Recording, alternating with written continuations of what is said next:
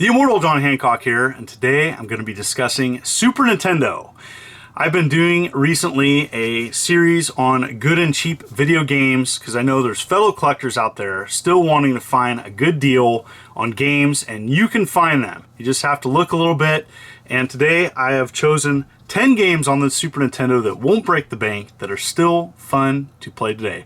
If you're new to the channel, hit that like and subscribe button and click the bell as I upload videos every week. So here we go.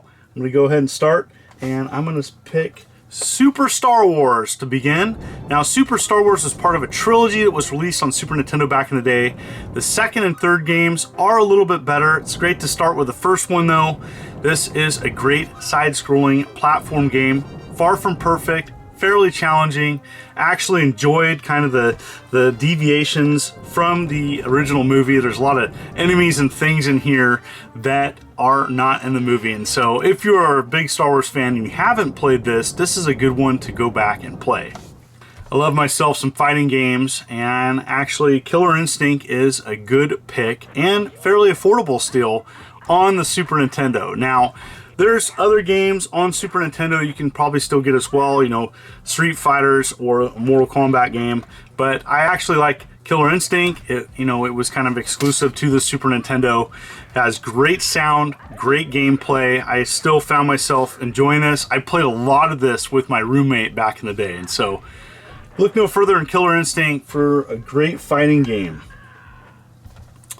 Now, Super Nintendo, when it came out, had an early success with F-Zero, an early racing game on Super Nintendo, and with its crazy graphic effects and great soundtrack. Even though it's only a single player experience, I found myself still enjoying playing F-Zero, 15 tracks, and considered a timeless Super Nintendo classic by many people.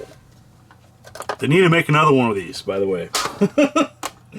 Next up is a puzzler, and I try to pick some different genres in this list. That therefore, if you like a specific type of game, you're going to be happy. And so, Pac Attack. And Pac Attack is a puzzler that often gets overlooked on Super Nintendo. It's awesome. It's got two-player, it's got a puzzle mode, it's got a password feature if you want to go back and continue your progress. I like playing the single-player experience and just chill. It's got 20 different levels, and then it resets, but I found myself really liking this game, just kind of like a chill game to play, and I really like Pac-Man, and so they did a good job of incorporating the Pac-Man songs and theme into this puzzler. I really like it. Now, I like myself some brawlers, and there was a trilogy on Super Nintendo that sometimes gets overlooked, and this is the first part of the Rushing Beat trilogy, and that's Rival Turf. Now, Rival Turf is not a perfect brawler. Some people thought that the other two were better, and that's true, but they're also a lot more expensive. And so this is a great kind of a game that really kind of competed against Final Fight. This has a two-player option, and so you can play this with a buddy at the same time. That's one thing Final Fight on the Super Nintendo couldn't do. And so I actually like Rival Turf. I played this with a buddy of mine, almost beat it, fairly challenging, but it's a decent brawler. I think it's worth going back to revisit, and it's affordable. Now, shooters. Super Nintendo had many of them. Unfortunately, many of the shooters are expensive.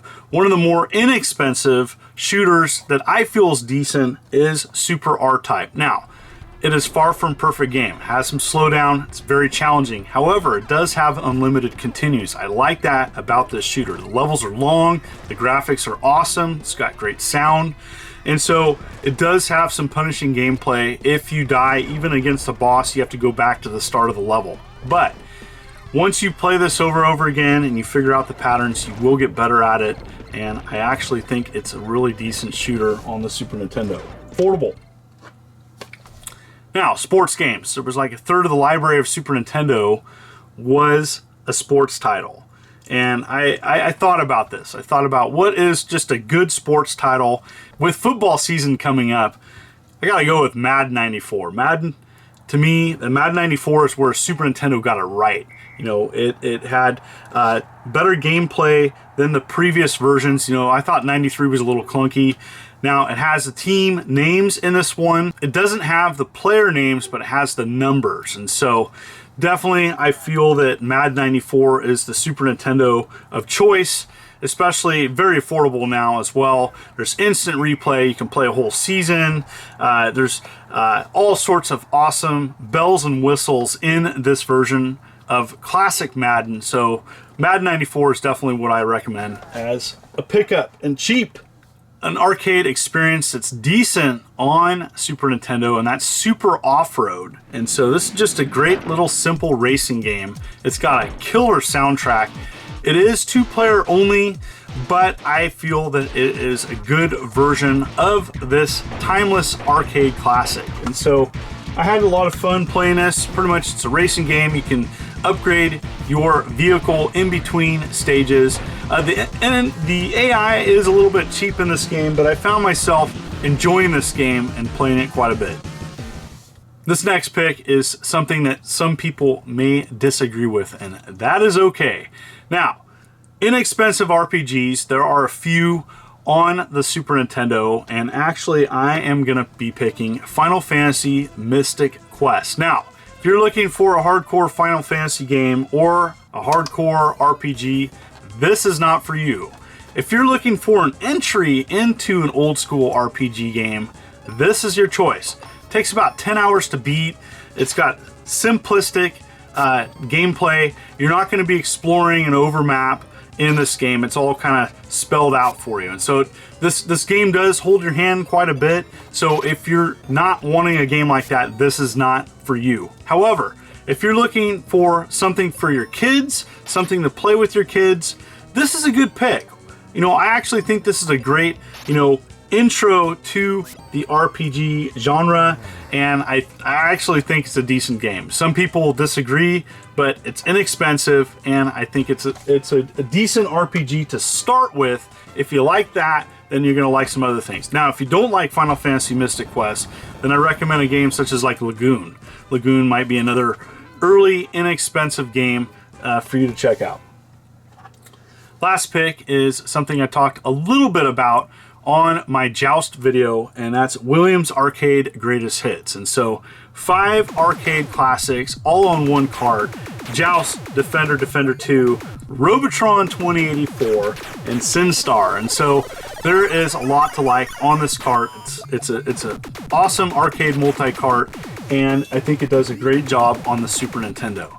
So those are my picks for inexpensive games on the Super Nintendo. What did you think? What was your favorite game or memory? I love to hear about these memories and stories about people playing these games. And thank you for the ongoing support. If you have another pick, I'd like to hear about it as well. You folks are wonderful and beautiful. Make sure to hit that like and subscribe button and click the bell for upcoming videos as I upload every week. You folks take care. This is the Immortal John Hancock, signing out.